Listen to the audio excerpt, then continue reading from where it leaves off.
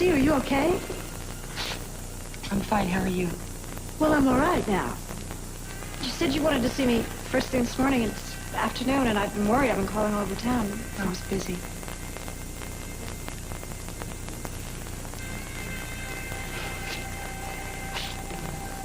CC Capitals.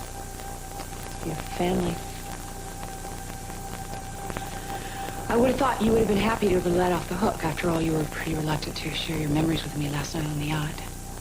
I know, it was for my well-being and all that. You didn't want to bore me with all the ghastly details. You welcome my anger because you want to help me, just like any good mother. But that's why sons want to marry their mothers, really, when they grow up. And why little girls always want to be like their mommies. Like I wanted to be like you once upon a time. You know, I replayed this scene over and over in my head. Little innocent me, little innocent Channing, standing there, hiding in the corner, listening to you and Lionel as you lay in his arms, talking about how cute it was that Eden wanted to be just like her mother, how I wanted to wear my hair like you and wear dresses like you, and how I even wanted to be an actress someday. And I said that I didn't want her to be like me because I am so ashamed of myself. Or words to that effect. I don't remember the exact words, but I'll never forget the feeling. But I do remember clearly what happened later that night, last time I saw you. And I went up to your room to tuck you in, and you were different. Somehow, you weren't as loving.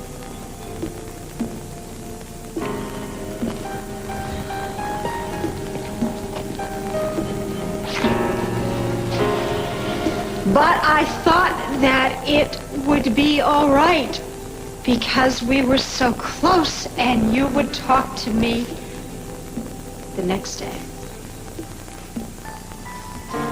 You disappeared the next day from our lives. And years later, when I was finally recovering from my illness enough to remember, it filled me with such sadness to hear your voice and see your little face. You couldn't have gotten deep enough to figure out what my behavior problem was because I'd already forgotten why I hated you. Until now. Oh, until now. Actually, I think it would have been better if it hadn't reared its ugly head. What's better for me doesn't matter. Oh, please, selfless mama. I tell you, I am through reminiscing about my memories. I think it's your turn. And I think we should wait till Cruz is here. Why? Because I can't handle it? I'll tell you what I can't handle, is you holding things back under the guise of protecting me. Do you understand? All right. All right, Eden. I will tell you. I will tell you everything that I can remember. I want to know everything you said to Lionel. When I was standing there, when Channing was standing there. Unless, of course, there are so many trysts that you can't distinguish which was which. No, there weren't that many. Good. Let's go on with it, shall we?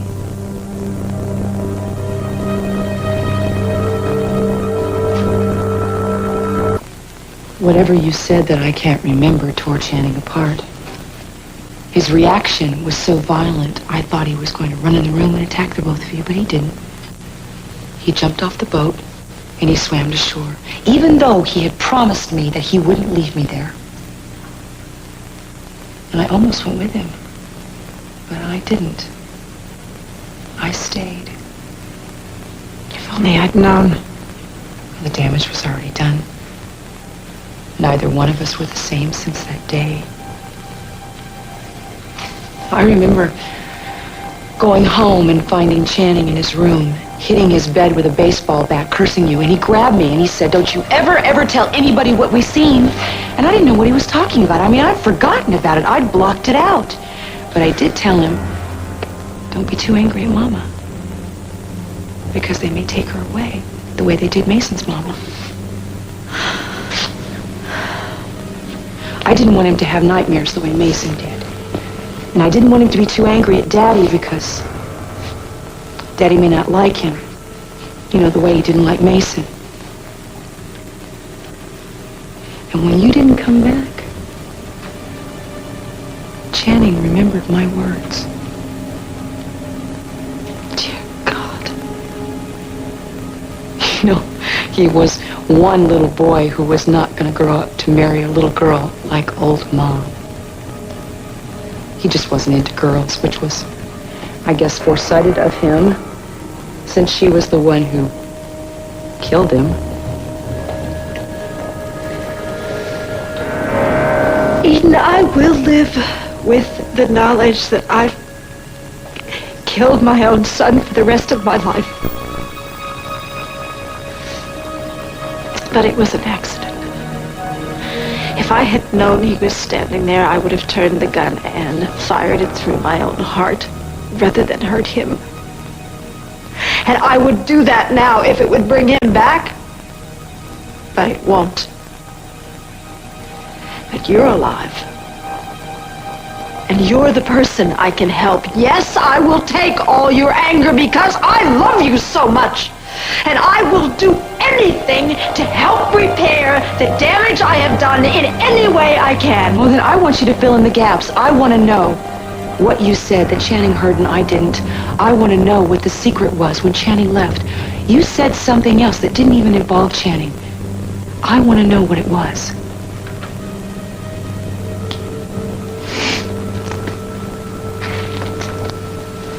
The day that you came on the yacht and Lionel and I were there, I had gone to Lionel and I had said, I'm never going to see you again. We are going to end this. I don't want to have anything to do with you. It has gone on too far. I hate you. I don't want you to touch me. I couldn't understand him, and I told him that my old was his son. And he threatened and he told me he was going to and he called me names and he threatened me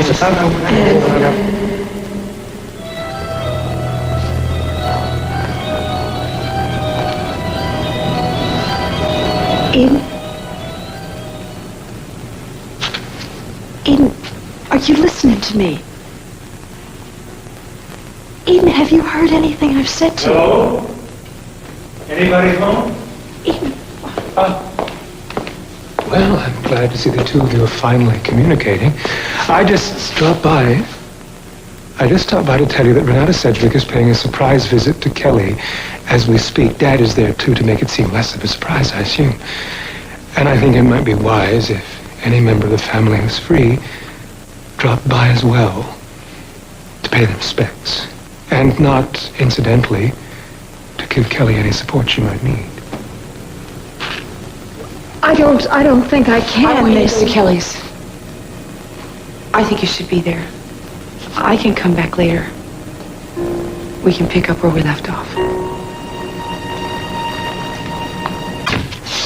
Hi. Oh, I'm glad. I called you as soon as I was free. How'd you go, Kelly's? Oh, well, Renata showed up and made a lot of terrible accusations about Kelly and Richard, and but apparently Robert had been with Kelly the whole time, and he said that, so it was okay. It cleared it up. That's good then. I'm sure you and Daddy aren't very happy about Robert.